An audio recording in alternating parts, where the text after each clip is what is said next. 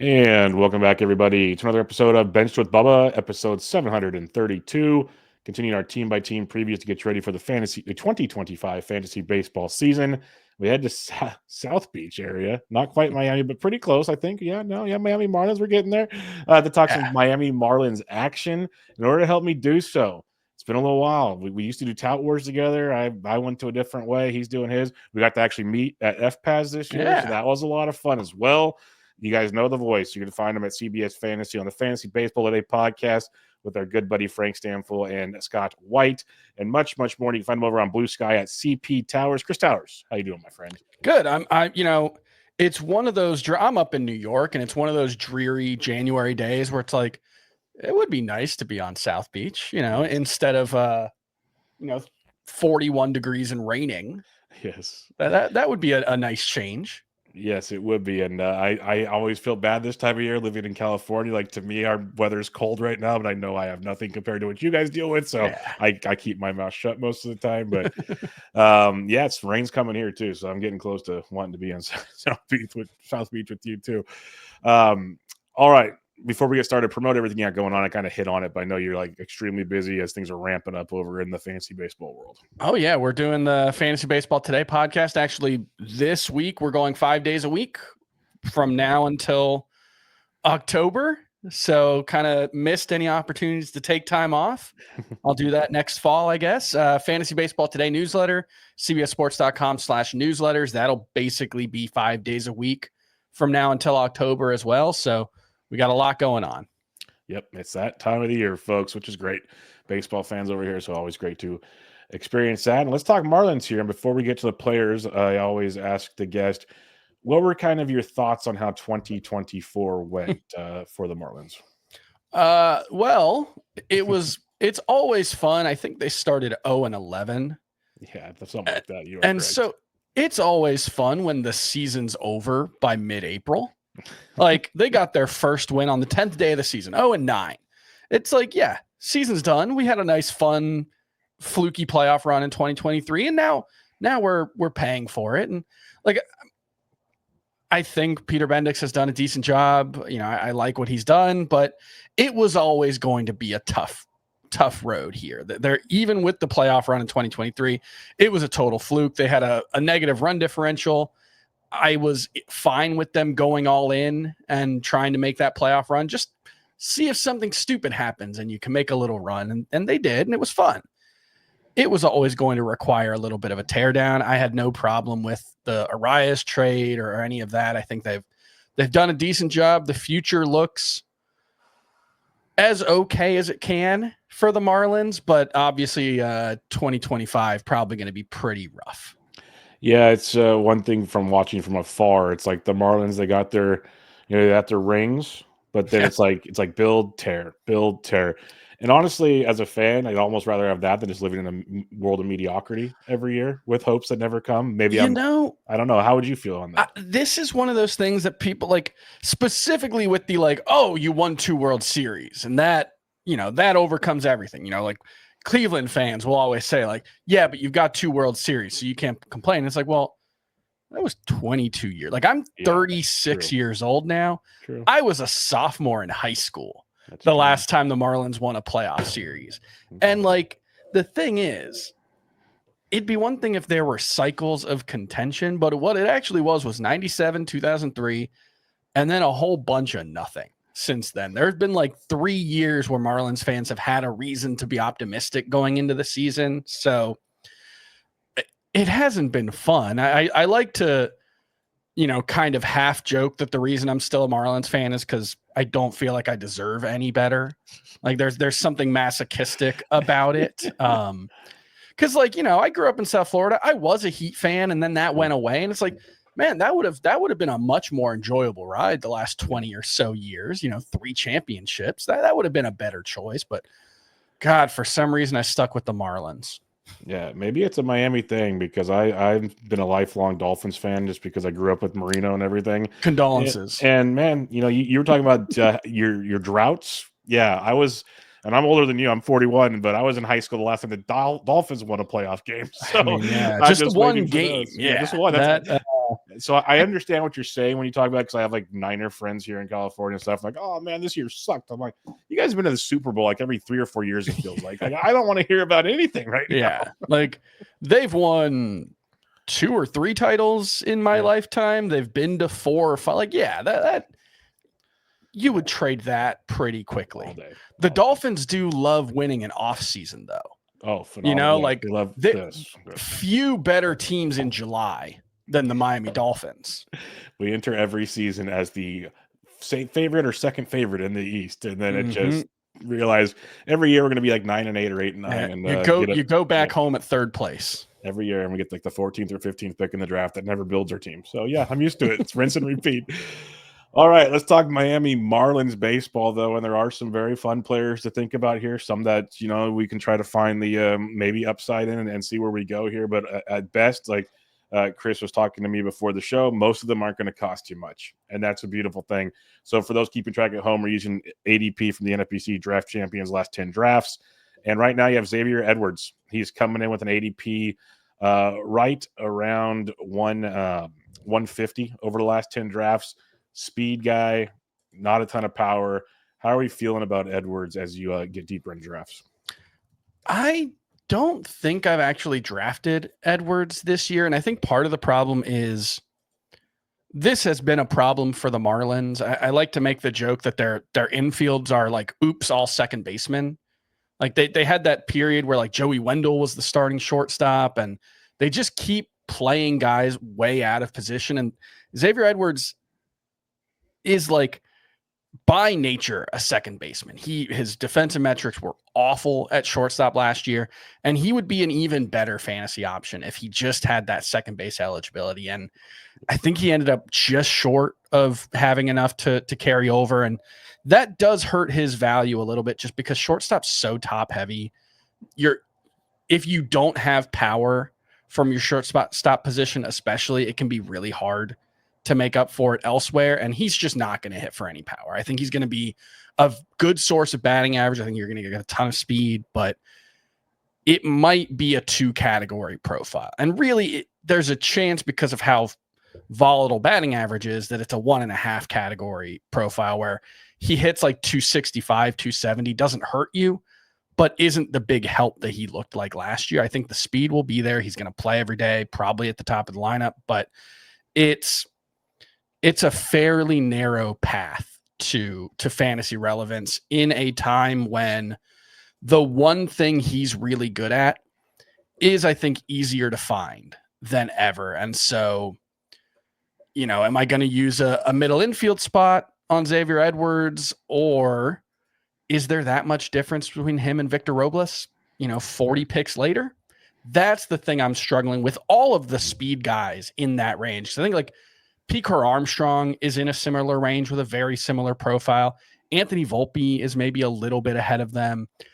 Kind of the same thing, maybe a little more pop, a little less batting average. But with Bryce Terang, with all these guys, it's like, I don't know how much of that premium I want to pay for what are in essence steal specialists at a time when steals are easy to find at every point in the draft. So I think he's fine. He's clearly the best offensive option for fantasy on this team.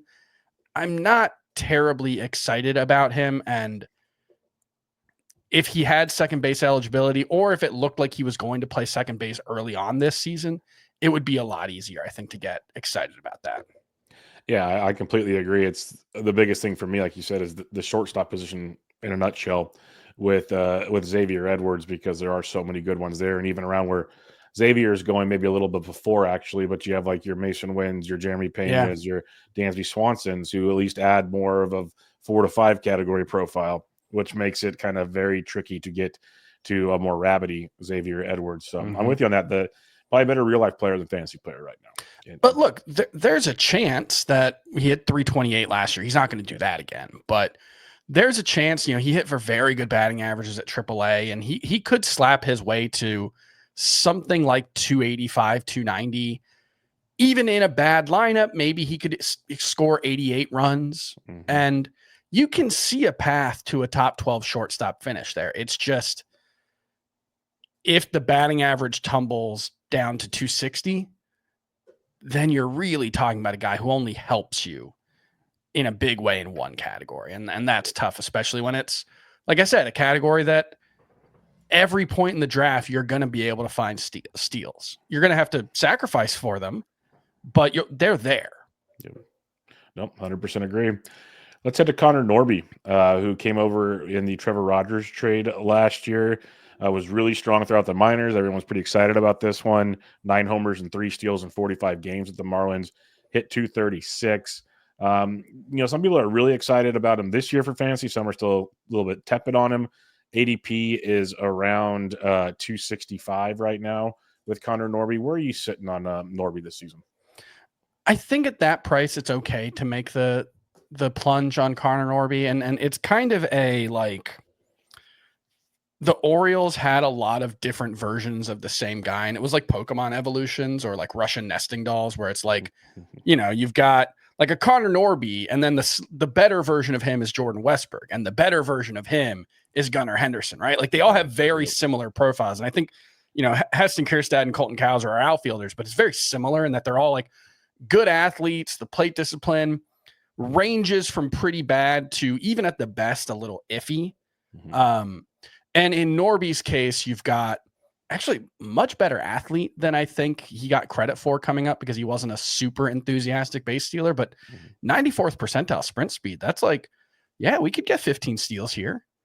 And he's got when he taps into the pull side power, he can really, as we saw last year, hit for some decent pop. It's just the plate discipline's really bad, especially for a guy who has, based on what we saw last year, average raw power. And so it's one of those where he really has to lift and pull the ball pretty consistently to have a chance at 20, 25 homers. I think he can get there.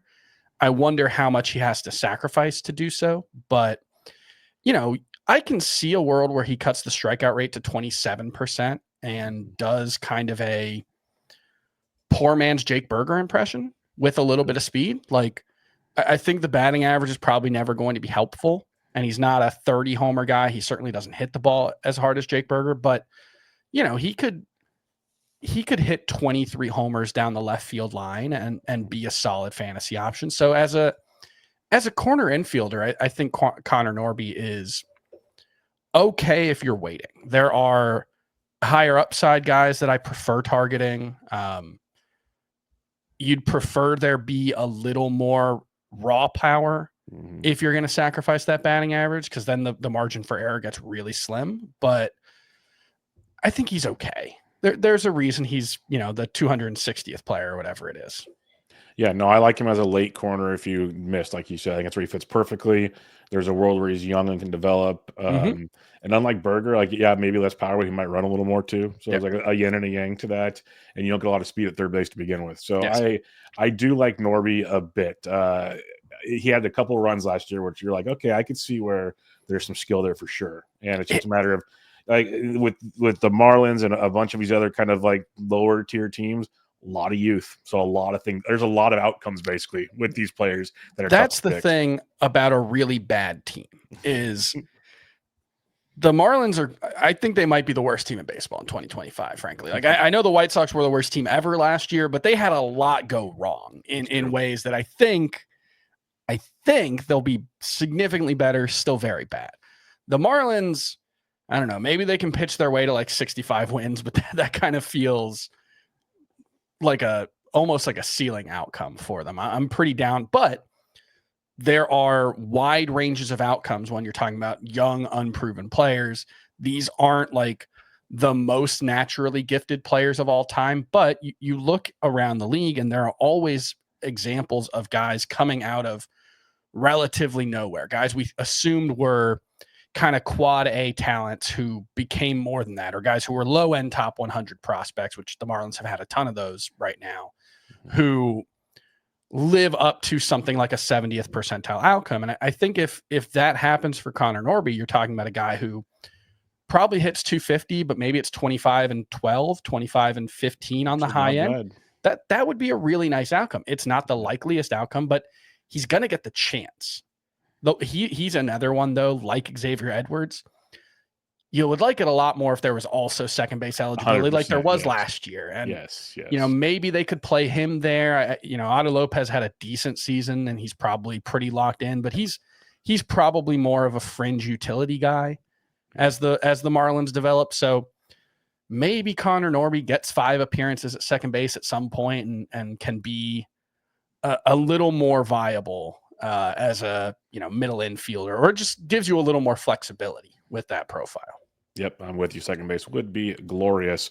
Let's head to Jesus Sanchez, a guy that was phenomenal to stream last year in weeks where the Marlins faced a lot of righties, partly because it seemed like he platooned, but he didn't. He played 49 games, 18 homers, the 16 steals was a nice plus, and hit 252. So he's hit basically 250 3 of the last 4 years, which is really good to see with a guy where people were concerning with the plate skills and all that stuff. You come into this offseason with Jesus Sanchez, an ADP of 242, everyday role in the outfield. What are your thoughts on Mr. Sanchez? There are a handful of platoon bats who are being drafted in most 15-team leagues. And, like Kerry Carpenter goes a lot higher. And I think he's probably a better righty masher, but there's probably not a huge difference between those two guys if they're both just going to be platoon bats. And I do think Sanchez is not someone even in a 15-team league that you should ever want as an every week starter, because there are going to be those weeks where he's got 3 lefties on the schedule and he's terrible against lefties. He's got way too much swing and miss. He opens up and just gets eaten alive. He hit 162 against lefties last year, and that was not the worst performance he's had against lefties in his career. So he is strictly a platoon bat. The speed was a surprise and was very nice to see. The quality of contact, he's always been capable of hitting the ball hard when he gets into it, but last year actually took a big step forward in that regard in a way that, like, you can see him settling in over the next 3 or 4 years as like Jock Peterson with some athleticism. And that's not a bad player, like, especially since he's outfield eligible and not util only. So it's not an exciting profile. I don't think there's much more than like a 20 homer ceiling, and the counting stats are going to be pretty bad. So again, not someone you want in your lineup every week, but in those draft and holds where, he only gets in your lineup when he puts up the big numbers, or if you're managing and it's a deeper league and you see the Marlins have 6 games on the schedule with righties, I think he's going to be useful. It was an 800 OPS against righties last year. That's usually right around where he ends up. That's a useful but unspectacular player. Yeah, no, I'm with you. I think there's a lot to like. Like I said, we used him a lot off the waiver wire at the right weeks, and that's when you want Jesus Sanchez. You won't be able to do that this year because he will be rostered in 15s, like you said, but just make sure he's like your, have a platoon for him on your team type scenario. All right, now things start to go in a different direction. Jonah Bride, and again in 15s, Jonah Bride had his weeks last year. Yeah, like weirdly did. When you're looking at Jonah Bride has an ADP of 447 right now. Where are we at on Jonah Bride? I was doing a really weird search yesterday for players who had at least a 700 slugging percentage over at least a 50 plate appearance span over the course of the season. Just looking for like really low end guys you wouldn't even think about. And Jonah Bride had a couple of different ones, which was surprising, but there were stretches last year where he was actually pretty useful, especially down the stretch. The problem is once he played kind of like a slugger, 11 homers and 272 plate appearances. You extrapolate that out to a full season, and that's a 22 to 25 homer pace. And then you actually dig into the underlying numbers a little more, and there is very little raw power here. It's 106 mile per hour, max exit velocity, 87 mile per hour, average exit velocity, 34% hard hit rate.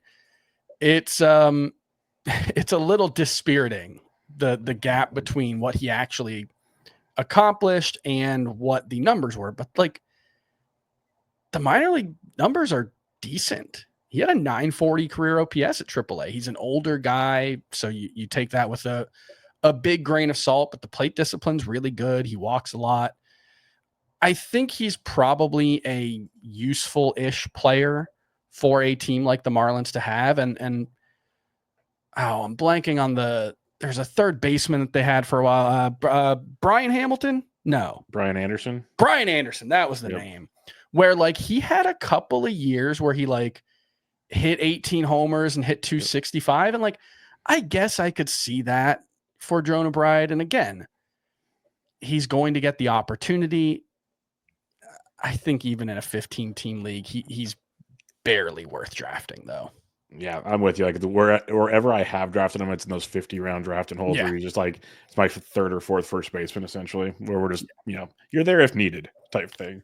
Yeah, and that's pretty much where we're at on the rest of the Marlins. I think I don't know if we want to get into some of the prospect types in this part, but there are some more interesting names. They just might not be on the opening day roster. Oh yeah, we can definitely get to those in after just a few more. Again, and we don't have to go deep on these ones if you don't want to. But like we got Otto Lopez, he's going to be the starting second baseman, barring some kind of change. We saw a few moments out of him, but at the same time, they're small type moments. Yeah.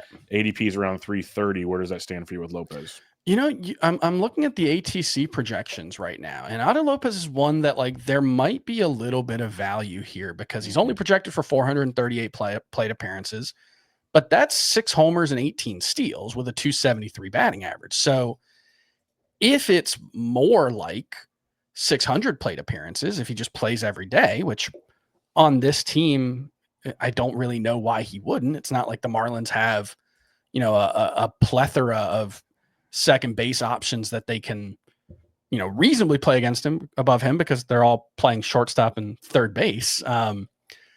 I kind of think Otto Lopez is a little bit interesting because you give him, 600 plate appearances and maybe it's 25 steals and maybe it's a 275 batting average and maybe it's 8 to 10 home runs. And like,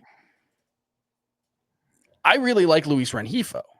I'm not sure it's that different if that's what happens. Like that requires, I think, Otto Lopez playing every day in a way we know Luis Rengifo will. It requires him probably taking a little bit of a step forward.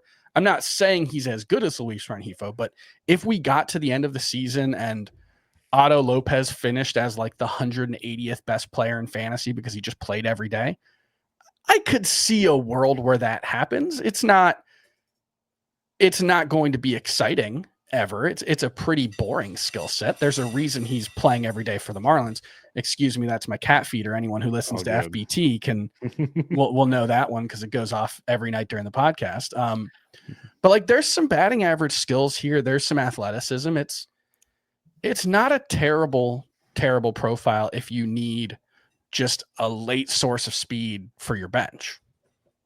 Yeah, no, I'm with you. He almost feels like a Xavier Edwards light, potentially, maybe more pop when all things are said and done. And then go back to that original conversation. He's second base, unlike the other ones. So there's something there as well.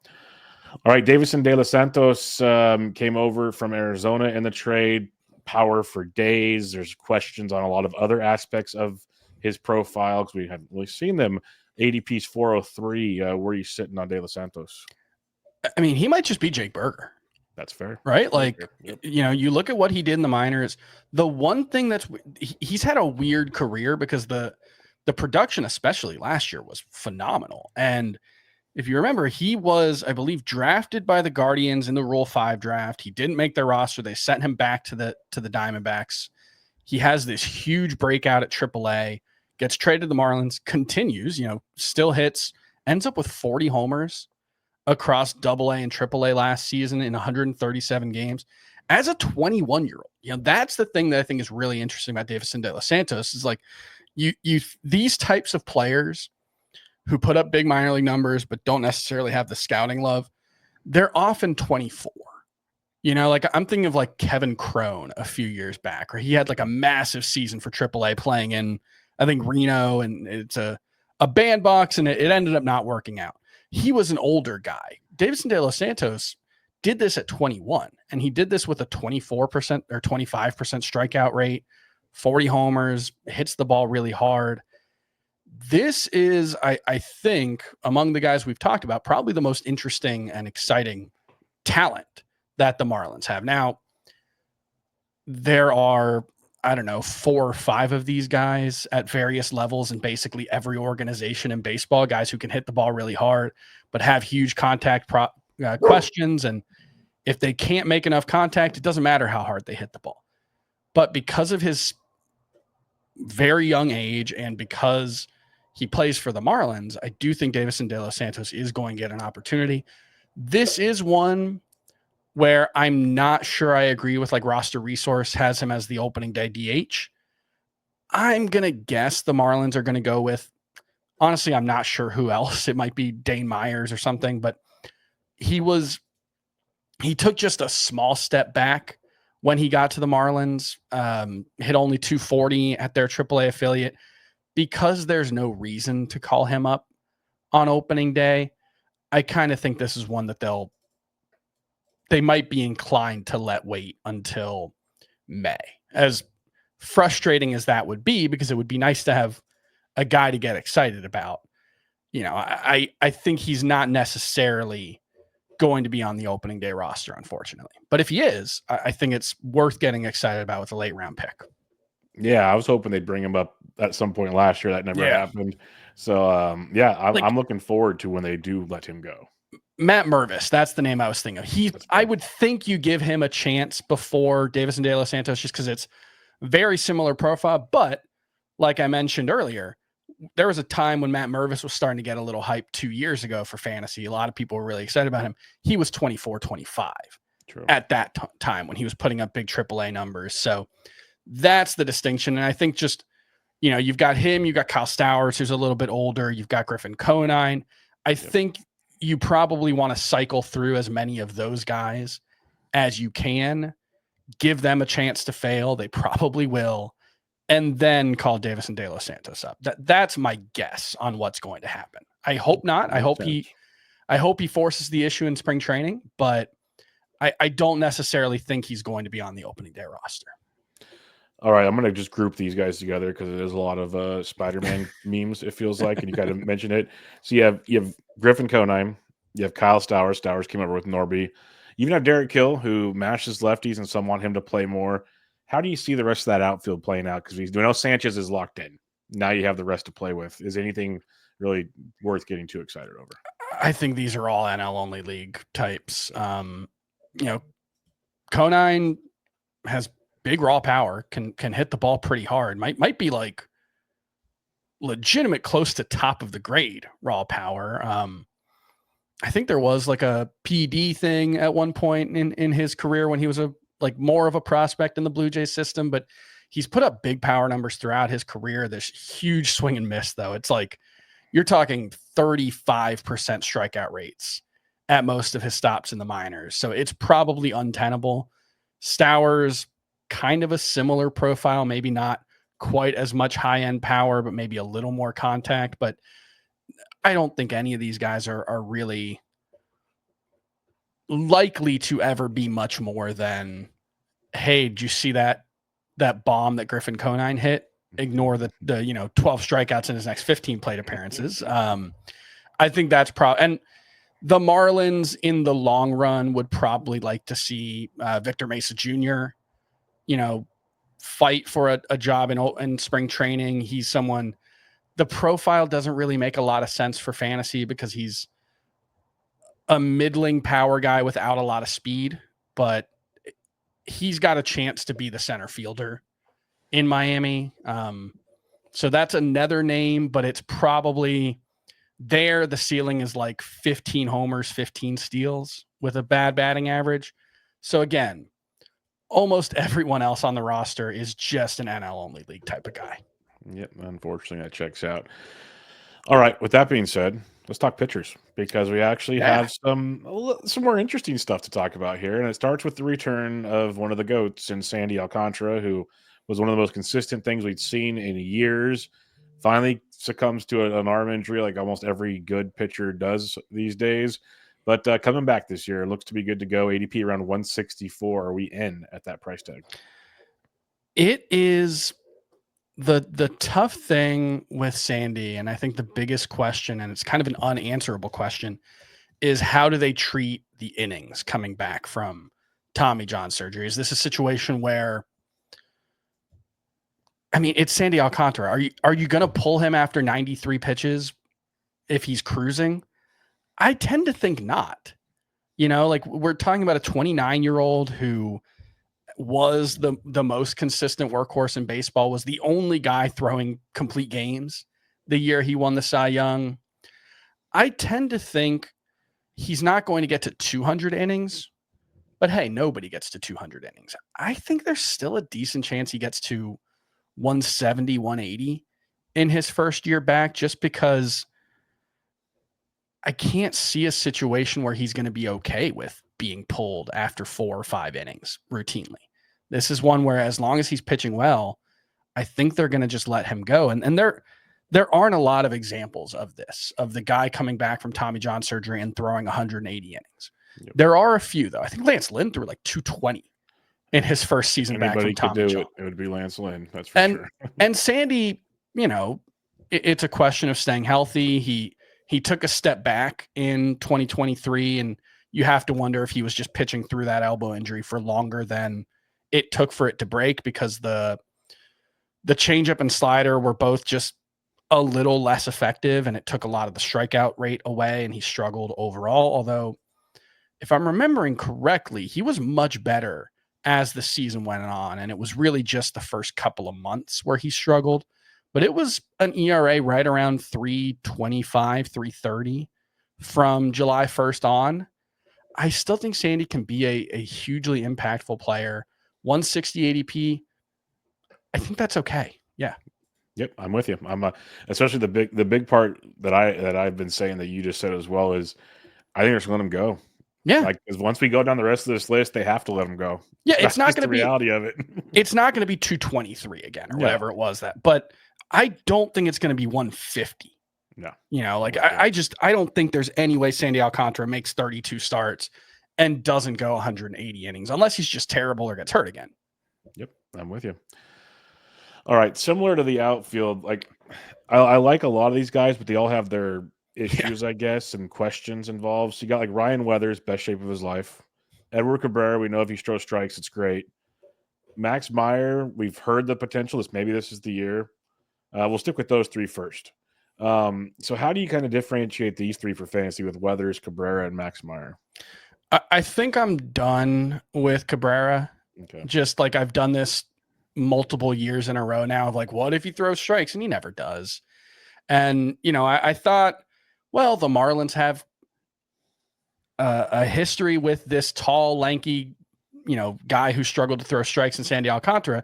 Maybe the same thing can happen with Edward Cabrera. And there's just been very little development in that regard. He's really hard to square up, gets a lot of swings and misses. The stuff is great. And, maybe he's someone who moves into the bullpen and becomes an absolute lights out reliever. I could see that. And maybe the control issues are a little less worrisome there, but I tend to have lost my excitement for Edward Cabrera, but Weathers, I think there's plenty to be excited about. He went on a really nice run at the end of last season. I think it was a finger injury early on that kind of derailed him. It took him a while to figure it out after that, but there is some pretty interesting skills there. There's some velocity. He had a velocity jump last year. And among the non-Sandy options, I think Ryan Weathers is probably the most interesting. It's a question of turning, like, the stuff should get strikeouts. Like, he's got a high 90s fastball, 95.9 miles per hour from the left side. That's pretty close to elite velocity. 38% whiff rate on the changeup, 51% whiff rate on the sweeper. Like, those are really big numbers. Hitters didn't really do much against the changeup or sweeper. The fastball got hit pretty hard and didn't have elite whiff rates. And so, maybe there's a pitch mix change he could make. Problem is the sinker was even worse. So I don't know if it's a question of moving to that or going more, secondary forward. But I think there's a path to Ryan Weathers being not that different from what Jesus Luzardo was for the Marlins. He did have the hype train for quite some time, so I could see that. And, it's kind of a similar profile where it's like very good fastball velocity from the left side, bad shape. So he needs to be sitting 96 to really make it work. But the secondaries are really good. So I could see that kind of outcome. And remember, look, I'm not saying Ryan Weathers should be even a top 200 pick, but one, he's going 450 ish right now. Jesus Luzardo was a top 100 player in drafts this time last year. So I think that's we're talking absolute ceiling case here, but I think that's within the realm of possibility. Max Meyer, I need to see something in spring training before I really take note of him, because he was a guy who, again, fastball shape. The Marlins have a type, and it's hard thrower with a bad fastball. Even Sandy, like, for all the velocity he gets, he's never been a big whiff guy with his four-seamer. And Max Meyer, a little bit of a smaller guy, doesn't have the ideal, vertical approach angle.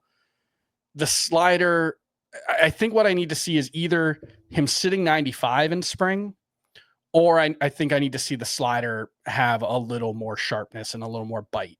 And if he's out there getting a ton of whiffs with the slider, then I can start to get interested. But right now, it just, where it was last year, nothing really worked for him. And so he's a name to watch in spring training. But like, even when I'm doing like deep sleepers lists, the Marlins have other guys I think I'd rather throw that label on, including, I think, Ryan Weathers, given where he's being drafted. Okay. Yeah, the Weathers talk, I'm all about them. I've been wondering what to do with him. I want to ask you about Yuri Perez now. This is a guy we've seen some great stuff from, also young hiccups. Had the Tommy John surgery last April, started throwing bullpens here lately. They're all very optimistic. He could not miss too much time to start the year. It's always, we'll see how that goes type deal. Where do you sit on Yuri Perez? Because he's approaching like an ADP a little less than 500 right now. It's, in the long run, I think it's almost impossible to be too excited about Yuri Perez. There are so few pitchers who even make it to the majors at 19. I believe he was 19. Was he 19? I think so. Yeah. It was 2023. He got to the majors. If not, it was right after his 19th birthday. There are so few pitchers who get to the majors at 19, 20, let alone pitch as well as he did. And as a reminder, it was 91 innings, 10.6 K per nine, a 3.15 ERA. He's got elite fastball velocity. Again, doesn't get as many whiffs as you'd think for a guy who throws 98, 99, 100. But his slider, curveball, and changeup were all in the top 10 among all pitchers that year in whiff rate. This is like potentially the best pitcher in baseball. Like, that's the kind of upside when you're talking about the career arc that he was on before the injury. It's dependent on him coming back from the injury without any issues, which is, we hope that's the case. And I think we often treat it as if it's the case, but it's not necessarily always the case. I don't think we see him until June. So if you're talking about NFBC leagues where there's no IL spots, I think it gets really difficult to draft him. But in your home league, your 12-team league where you've got 5 or 6 IL spots, you can draft him in a reserve round, throw him in an IL spot. The problem is those IL spots tend to fill up pretty quickly in April, especially. And so it might be hard to keep him around, but I think we're going to see him in June. I would hope that they'll just mostly let him pitch the rest of the way. And, if we get another 100 innings of really, really good production from him this season, I think that's reasonable. So it's just how patient you can be, what your league format is. But Yuri Perez is still someone, whenever he's on the mound, I'm going to be excited about it. Yeah, I'm with you. I've been slowly taking some shares in some 50-round leagues just to kind of get a little taste for later on. So I love the talent. I'm with you 100% on that one. Any other starters to kind of keep in mind? Braxton Garrett's out for the year. I don't know too much about their minor league system. Anybody else we should keep in mind? Yeah, a couple of prospects worth mentioning were guys that they got in the, I think it was the Tanner Scott trade, both Adam Major and Robbie Snelling. And Major, I'm not sure the stuff is there. He was always, as a prospect, someone who it was like he ranks somewhat highly as a prospect because he's a high likelihood major leaguer, but it's probably a number 5 starter. Snelling, I think, is interesting because of what he did after getting to the Marlins. At the beginning of last season, he was one of the most hyped lefties in all of baseball in terms of prospects. He had a huge breakout in 2023, got to Double-A, had a 1.82 ERA, 10.24 K per 9 in 2023. Just did not look good in 2024 when he was with the Padres. 8.2 K per 9, a 6 ERA, a bunch of walks. Then he gets traded to the Marlins, and I know the Marlins are kind of a punching bag. I'm aware, but the one thing the Marlins have done well over the past half decade or so is develop young pitchers. And Snelling got his control way better after getting to the Marlins, got the K per 9 above 10 at both Double-A and Triple-A. It was only 8 starts. So I think people are, in prospect rankings, rightly pumping the brakes and saying, let's see it again. But Snelling's one that if he has 4 good starts to open the season at AAA and is successful in spring training, I think we could see him fairly quickly. And there's definitely some skills to be excited about. It's not like elite velocity. It's like 93 from the left side, which is more good, but not great. But yeah, I think Robbie Snelling is the one guy at AAA who's really worth watching. If we're talking maybe later in the year, I do expect Dax Fulton, Thomas White, and Carson Milbrandt to open the season at Double-A. Noble Meyer probably a little below. And Thomas White especially is one of the, 15 best pitching prospects in baseball right now, and someone that a lot of the prospect people think could be a really, really fast riser to the point where, mid-season updates this year, we could be talking about him as one of the handful of best prospects in baseball. So he's another guy that's worth getting excited about, but that's probably more of a 2026 or very late 2025 if he really proves himself at Double-A. That's more what we're talking about, I think. All righty. Let's head to the bullpen. Calvin Fauché actually was quite serviceable once he took over last year. Appears to have the reins for now, barring getting traded at some point or whatnot with what takes place there. ADP of 352, so not costing you anything right now. So where are we sitting on him? We know Tinoco was getting some run as well. Yeah, and Anthony Bender also has a very small amount of experience closing games, and the Marlins seem to like him. So they have some options. I would guess, Fauché's got really good stuff. The command is occasionally not great, but I think if you're looking for saves here, Calvin Fauché is probably the way to go. Like I said, 65 wins might be an optimistic projection for this Marlins team, so there won't be a ton of opportunities, and I don't think Fauché is a lights out closer by any means, but I think he can be good enough that, what'd you say that the ADP was? Fauché is about 352. Yeah. Probably one of the cheapest likely closers in baseball right now. And I would guess as we get closer to spring training, maybe the Marlins start explicitly talking about him as the closer. You probably see that move up a bit, especially if, we could see some impressive GIFs of him making hitters look foolish with his stuff in spring training, and that'll push the price up a little, but nobody's going to be, drafting him with a top 150 pick, probably not even top 200 at any point. So Fauché is likely to be a very nice value, and I think he could be good enough to just be the closer all year. Yep. The problem is when you're talking about the bad teams, a lot of playing time opportunities. Specifically with closers, though, I think there's a very good chance if he has a good season that he's out the door, but before, certainly before August. Well, the beauty is at that ADP, you can take him now, get the 15 saves or whatever, and move on. Who cares? And, you're groovy at that point in time. All right, any other prospects? I think we hit on most of them, but anybody else worth keeping an eye on for 2025? We didn't mention Augustin Ramirez. Oh, goodness gracious. One of the best prospect catchers in baseball. Yeah. Catcher 3 in a lot of drafts for me. Not sure. Like, he's one of those guys where it's like, it's not clear he's actually a catcher in the long term. And I'm always wary of well, we don't know if he's going to stick at catcher, but if he doesn't, he'll hit well enough to play at another position. Because like, if that's actually true, he should probably be a top 25 prospect. If he's actually capable of playing catcher and could be a good enough bat to play at first base, he's probably underrated as the 60th or 90th best prospect. That's usually the range he's in.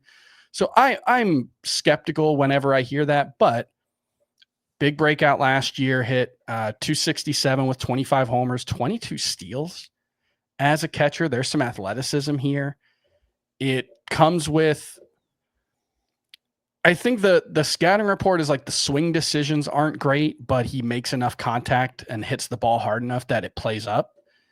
And yeah, there is some speed here at the catcher position. So Agustin Ramirez, another one where the people around the team don't seem to expect him to be on the opening day roster, despite the success that he had. The production backed up a little bit once he got to AAA, although he found it again when he got to the Marlins, which is a good sign. Just because the breakout was so heavy in the AA track record, but it sounds like the Marlins probably won't have him on the opening day roster either. But Nick Fortes is not he's not the answer. He's not a starting caliber catcher. Like the Marlins like him. They like the intangibles in the defense and whatever, but he's not a roadblock if Agustin Ramirez proves himself. And if they, he is one of those guys where it could be a part-time catcher, part-time DH, part-time first baseman thing. And, maybe for fantasy, the ideal arrangement would end up being like, hey, can we get Connor Norby back at second? Just play Davison De Los Santos at third, even though he's probably bad there. Let's get Agustin Ramirez at first base. Like, if they could do that, that would make a lot of sense for our purposes and would get everybody on the field that we like. But it's probably not going to happen that way. Ramirez, in those 50 team draft and holds, I think he's a very nice third catcher with some upside. Outside of that, it gets harder, when you're talking about having to burn a bench spot if he's not on the opening day roster, but he's definitely one. I think on this team, Davison De Los Santos and Agustin Ramirez are the key ones to watch in spring training, because if they're playing with the A lineup more often than not, and they're performing well, and we get to the end of March and it really looks like they're going to be on the roster, I think both of those guys are at least worth a bench pick in any league if we get to that point. Yeah, I'm with you. I love Augustine. I'm a big fan. There's a lot of good young catchers coming our direction, and he's definitely near the top, if not the top, for fantasy purposes when we discuss things. Because like you said, Nick Fortes should not be the guy stopping him. And then if you look on roster resource, the bench catcher is Liam Hicks. There's no reason outside of just can't hit the broadside of a barn in spring training that Augustine should not be on this roster doing something. Yeah. All right, you kind of hinted at it earlier, but I do ask every guest before we head out of the preview show, what are your expectations for 2025? A lot of low-scoring games, a lot of losses, and then maybe an interesting, fun second half. That is, I think, the best-case scenario is the Marlins lose a bunch of games, set themselves up for another high pick in 2026 draft, continue to add talent, and then maybe go on a little run in the second half where they start to play maybe 500 ball, and Ramirez and Davison De Los Santos and these guys are up, and you start to see some glimmers of hope led by Sandy Alcantara and Yuri Perez down the stretch. So I'm going to say 60 wins is a maybe optimistic prediction for the Marlins, and hopefully a high draft pick to come back and keep rebuilding, because you do have a lot of youth. Just got to put it all together for sure. Need some impact prospects. They got a lot of true guys in the 60 to 150 to 200 range of the overall rankings. It'd be nice to have a top 10 prospect just as a treat. True. I wouldn't mind that. That's always fun. All right, Chris, it's been a pleasure. Before we head out of here, remind everybody where they can find you and what you got going on. Yeah, CP Towers on Blue Sky and Twitter. I'm not on Twitter as much, but Blue Sky, you can get all my thoughts. Otherwise, cbssports.com/fantasy for all my writing. Fantasy Baseball Today newsletter, cbssports.com/newsletters. That'll be going out pretty much Monday through Friday from now until October. And of course, the Fantasy Baseball Today podcast on Spotify, Apple, YouTube, wherever you get your podcasts. Yeah, I believe you guys finished second in the podcast awards. So, yeah, that was nice. Yeah, the Mets podcast beat us out. That's fine. They got they can have this off season. Yeah, they have all the money. It's okay. Yeah. But all right, I appreciate it, my friend. Always a pleasure chatting with you. And for some reason, if you're not following Chris and you're listening to this, I don't know. But if you haven't, go fix that. So appreciate it, man. Thanks for chatting with me. Thanks for having me. All right, this is Bench with Bubba, episode 732, your 2025 Miami Marlins preview. Catch y'all next time.